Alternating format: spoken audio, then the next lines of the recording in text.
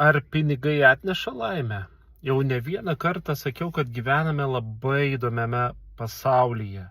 Ir didžiausia šio pasaulio pandemija yra egoizmas. Kai žmogus siekia turėti daug pinigų, daug turto, jisai jos gauna, nes galvoja, kad bus laimingas. Ir turiu jums klausimą, ar pinigai atneša laimę? Pinigai atneša saugumą. Yra toks Maslow, žinomas psichologijoje, ir jisai sakė, kad antras pagal hierarchiją poreikis yra saugumas. Bet kaipgi su pinigais?